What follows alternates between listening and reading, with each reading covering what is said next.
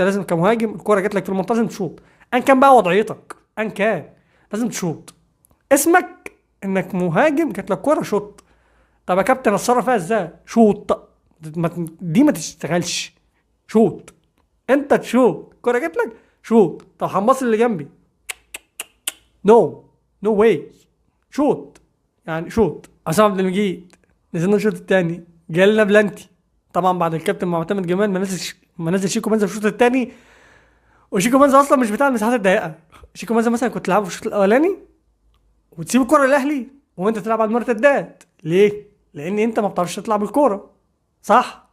صح. ما الهدف الثاني، اما الهدف الثاني ده بسبب ايه؟ بسبب ان الاهلي ضغط عليك، هو ساب لك الكوره وضغط عليك. الاهلي امبارح كان بيلعبنا كده على المزاج، يعني على الواقف. هم اصلا ما لعبوش. لعبت الاهلي امبارح ما لعبتش، ما تعبتش، ما بذلوش اي مجهود، فازوا علينا 3-0 احنا نادي، احنا نادي حنين. احن نادي في تاريخ البشريه هو الزمالك، نادي حنين جدا. الاهلي وقع، تعال الاهلي هاخد بايدك حبيبي غريمي.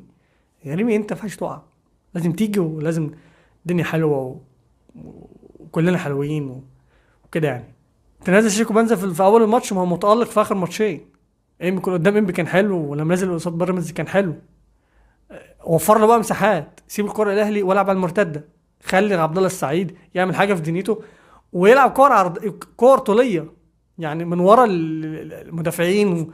زي مثلا كرة شيكو مثلا زي كرة خوان بيزر قصدي في الشوط الثاني اللي لبس ياسين مرعي انذار. كانت الكرة برضو كانت مرتدة اتلعبت ورا الدفاع.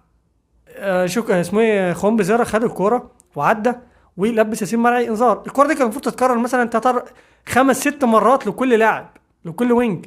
بس لا، انت ما بتعملش كده، ما بتعملش كده، انت بتمسك كورة. ليه؟ انا عايز امسك كورة. طب بتعرف تطلع بالكورة؟ لا. طب لعبتك عندك كواليتي؟ لا. طب محمد شحاته، محمد شحاته ده دنيته دنيا. محمد شحاته ده هيخليني اجيب ورقه وقلم واتعلم المونتاج بص هجيب في لقطات، انا في لقطات لازم اكتب في الدقيقه كام، لازم اكتب في الدقيقه كام، ولازم اجيبها واحللها. يعني لازم انا محمد شحاته هشتغل عليه. انا هشتغل على محمد شحاته، انا هشتغل عليه في الموسم الجديد.